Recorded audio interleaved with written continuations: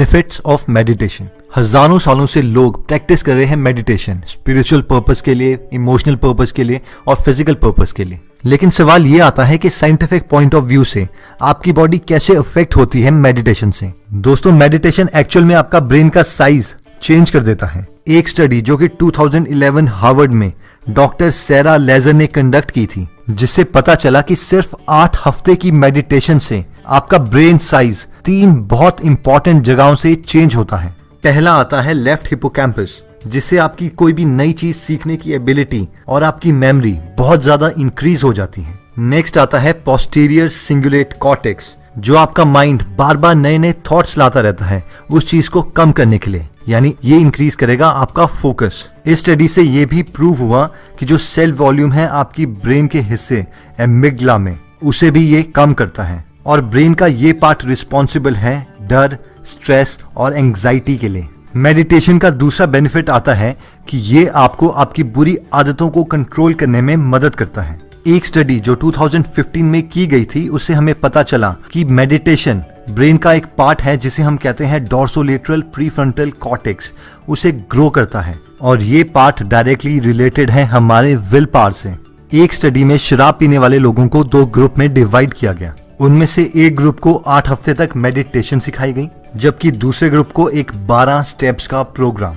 जब 1 साल के बाद दोबारा से देखा गया कि इन दोनों ग्रुप में से कौन से ग्रुप वालों ने दोबारा से शराब पीना स्टार्ट कर दिया है, तो पता चला कि ग्रुप बी में से 20% लोगों ने दोबारा से शराब पीना स्टार्ट कर दिया है, जबकि मेडिटेशन वाले ग्रुप में सिर्फ 8% लोगों ने दोबारा शराब पी। नेक्स्ट बेनिफिट जो हेल्थ का है वो ये है कि ये हमारी हेल्थ के लिए बहुत ज्यादा अच्छा है। एक स्टडी में पता चला कि मेडिटेशन हमारे ब्लड का CRP लेवल कम कर देता है, सी रिएक्टिव प्रोटीन, जो कि डायरेक्टली बेनिफिशियल है हमारे हार्ट के लिए, और हार्ट डिजीज की प्रॉब्लम इन लोगों को बहुत कम होती है। इसी स्टडी से ये भी पता चला कि मेडिटेशन से पेशेंट्स का ब्लड प्रेशर कम किया जा सकता है।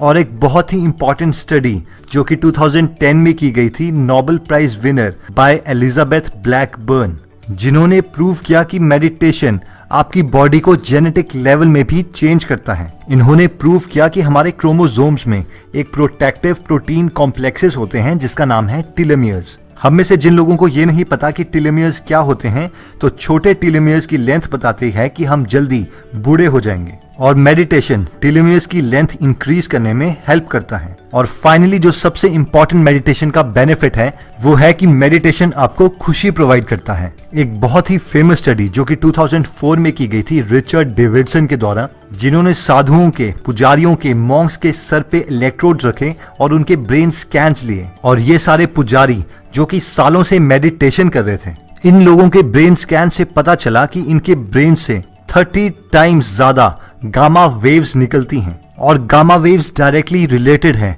खुद को कंट्रोल करने के लिए, इंटेलिजेंस के लिए और खुशी के लिए। और जो लोग डेली मेडिटेट करते हैं वो पॉजिटिव इमोशन से घिरे रहते हैं और खुश रहते हैं। तो दोस्तों, अब नेक्स्ट क्वेश्चन ये आता है कि मेडिटेशन से होगा क्या। मेडिटेशन का जो सबसे पॉजिटिव इम्पैक्ट है वो ये है कि आप अपने माइंड को कंट्रोल कर सकते हैं।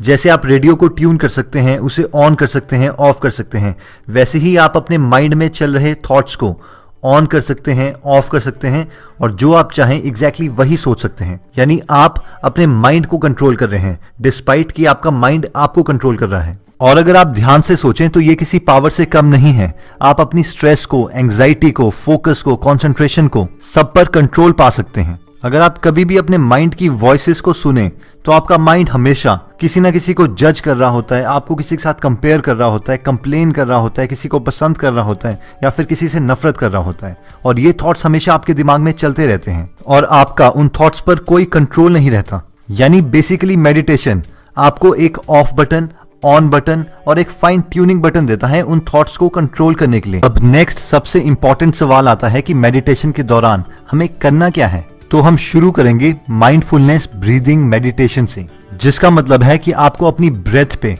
सांस पे फोकस रखना है। आप फोकस कीजिए किस तरीके से आप अपनी ब्रेथ को, अपनी सांस को एक्सहेल करते हैं, छोड़ते हैं, किस तरीके से आप अपनी सांस अंदर लेते हैं, और इन दोनों एक्सहेल और इनहेल के बीच का टाइम। और आपको यही चीज बार बार करते रहनी है। अपना फोकस, अपना ध्यान, अपनी कंसंट्रेशन सिर्फ अपनी ब्रेथ के ऊपर किस तरीके से आप एक्सहेल कर रहे हैं उस हवा को फील कीजिए और किस तरीके से आप इनहेल कर रहे हैं। अब होगा ये कि स्टार्टिंग में आपके थॉट्स इधर उधर जाते रहेंगे, कभी आपको किसी और का ख्याल आ जाएगा, कभी अपनी लाइफ की प्रॉब्लम्स, और इसी चीज पे कंट्रोल करने के लिए हम मेडिटेशन कर रहे हैं। ये एक बैडमिंटन की गेम की तरह होगा। आप दोबारा से फोकस करने की कोशिश करेंगे अपनी ब्रेथ के ऊपर, दोबारा से आपके थॉट्स कहीं और जाएंगे और ये प्रोसेस चलता रहेगा और धीरे धीरे आपका फोकस का टाइम इंक्रीज होता रहेगा और आप अपने माइंड को कंट्रोल कर सकेंगे, ना कि आपका माइंड आपको कंट्रोल करेगा, क्योंकि हमारा माइंड हमारा एक टूल है और इसे हमको कंट्रोल करना है। और अगर आप ध्यान से सोचें तो आपका फोकस, आपकी कंसंट्रेशन, आपका स्ट्रेस लेवल, आपका डिप्रेशन सब इन थॉट्स पे ही बेस्ड है। अगर आप अपने थॉट्स को कंट्रोल कर सकते हैं, जो आप चाहें आप वो सोच सकते हैं, इससे आप अपना फोकस लेवल इंक्रीज कर सकते हैं और अपना डिप्रेशन और स्ट्रेस डिक्रीज कर सकते हैं। इससे आपकी हेल्थ और मेमोरी दोनों